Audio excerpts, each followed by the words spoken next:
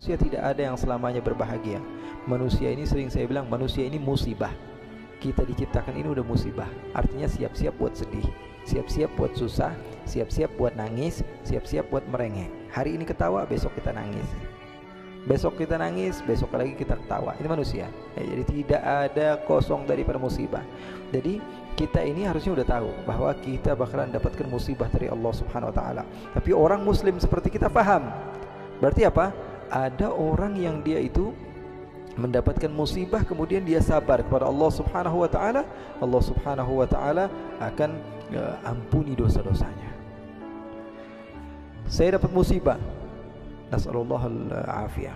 Misalnya salah seorang di antara kita dapat musibah, kemudian kita katakan alhamdulillah, alhamdulillahilladzi la yuhmadu ala makruhin siwah.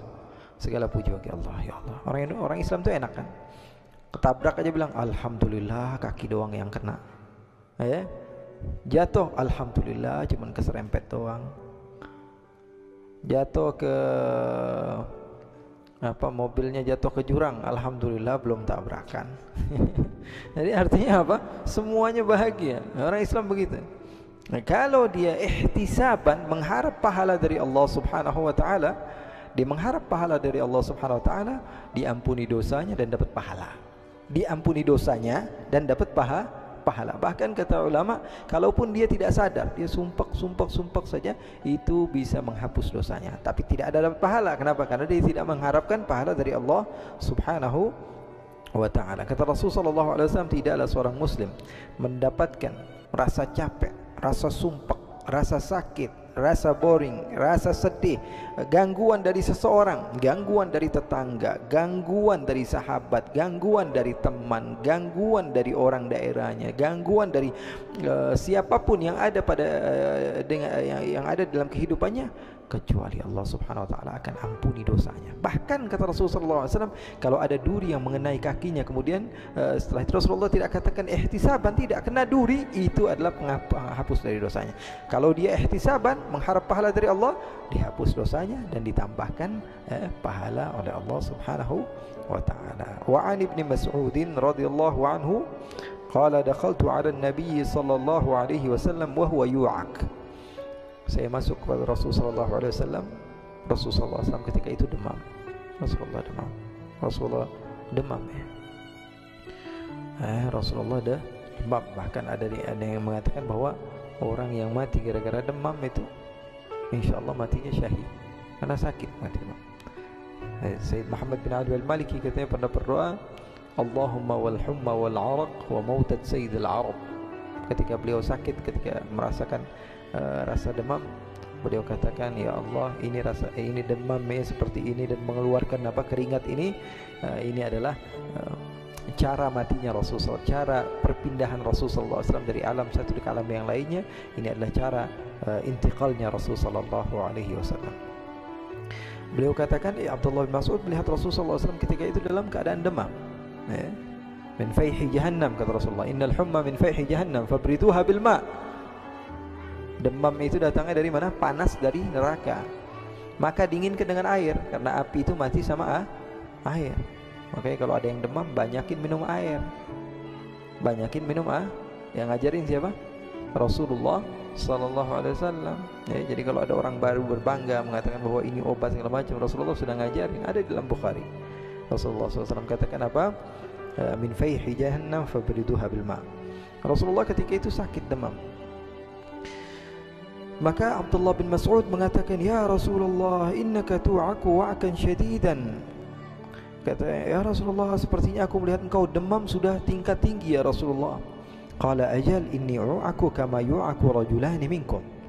Kata Rasulullah, betul, saya merasakan demam ini seperti yang dirasakan oleh dua orang dari kalian, double sekaligus. Nah itu yang saya rasakan sekarang. Rasulullah, boleh enggak sakit demam? Boleh, karena itu khafiful marad. Seperti akidah yang kita yakini bahwa wajaizun fi haqqihim min aradi bighairi naqsin ka khafifil maradi. Boleh bagi seorang nabi itu sakit, tapi sakitnya enggak boleh berlebihan. Demam boleh enggak? Boleh. Sakit, Beb. Kenapa sakit? Sakitnya ada belatung-belatung keluar dari tangannya sampai dijauhi oleh istrinya. Itu siapa? Itu Nabi, Bib. Kami belajar dari gitu. Itu bohong. Itu Israiliyat. Nggak ada. Nabi yang sakitnya sampai dijauhi oleh kaumnya, nggak ada. Itu bisa menjadikan kita keluar dari akidah yang benar. Nas'alullahal afiyah. Jangan sampai percaya gitu. Nabi ada yang buta, nggak ada Nabi yang buta. Nabi yang buta nggak ada.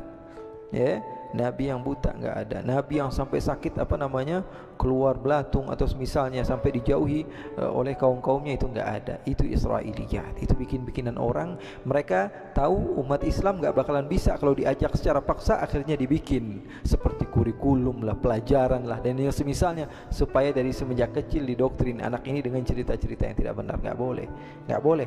Nah sekarang kita sudah tahu nggak boleh ya, meriwayatkan cerita-cerita seperti itu, nggak boleh, nggak ada.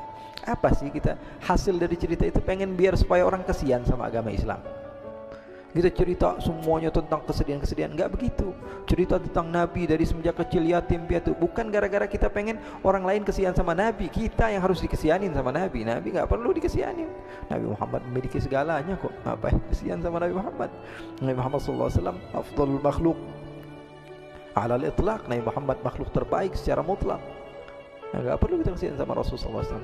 Cuman ya, kita ini diperintahkan oleh Allah Subhanahu wa taala untuk mencontoh, linutsabbita bihi fuadak, supaya hati kita mantap. Adanya kisah-kisah para nabi itu di antara gharadnya, wallahu alam, sebagaimana dalam Al-Qur'an, linutsabbita bihi fuadak, supaya hati kita mantap. Kata sahabat ini, ya Rasulullah, saya melihat engkau seperti demam yang begitu parah ya Rasul. Kata Rasulullah, iya, ini bukti bahwa sungguhnya apa, para anbiya itu boleh sakit, tapi wajaizun fi haqqihim min aradi bighairi naqsin, ya, seperti apa, ka khafifil maradi. Qultu dzalik anna laka ajrain, qala ajal dzalika kadzalik. Kata Rasulullah sallallahu alaihi wasallam, sahabat Abdullah Mas'ud, berarti engkau mendapatkan pahala 2 orang yang sakit ya Rasulullah. Kata Rasulullah, betul sekali kata Rasulullah. Karena sesungguhnya kata Rasulullah sallallahu alaihi wasallam, tidaklah seorang muslim mendapatkan musibah, adza, gangguan, hatta syaukah, kata Rasulullah, walaupun duri yang mengenai, oh duri kecil begitu kena, kalau kata orang Palembang kesubenan, masuk kayu sedikit itu ke dalam kaki atau ke dalam tangan, sakit, apa namanya bahasanya, naon, kasura, kasura eta ya. Itu yang paling sedikit tuh, kata Rasulullah SAW. Fama fauqaha, selebihnya dari itu dapat pahala, tergantung daripada apa yang kau kena, kata Rasulullah SAW. Kata Rasulullah SAW, Allah akan ampuni dosa-dosa, dan Allah Subhanahu wa taala jauhkan dia daripada Allah Subhanahu wa taala akan ampuni kesalahan-kesalahannya, dan Allah Subhanahu wa taala akan angkat dosa-dosanya, seperti ketika pohon itu menjatuhkan dedaunannya. Itu kata Rasulullah sallallahu alaihi wasallam. Mudah-mudahan Allah Subhanahu wa taala berikan kita kesabaran, ketabahan, dan Allah Subhanahu wa taala ampuni dosa kita. Tahu kok muka-muka kalian tuh muka-muka banyak musibah nih, kelihatan dari mukanya tuh sedih terus. Sama seperti saya, setiap manusia itu saya katakan apa, musibah. Tapi sekarang sudah tahu, setiap dapat musibah kita dapat dari Allah Subhanahu wa taala ampunan, dapat dari Allah Subhanahu wa taala. Apalagi kalau kita berharap pahala dari Allah Subhanahu wa taala, kita bukan hanya mendapatkan ampunan, akan tapi kita juga mendapatkan pahala di sisi Allah Subhanahu wa taala.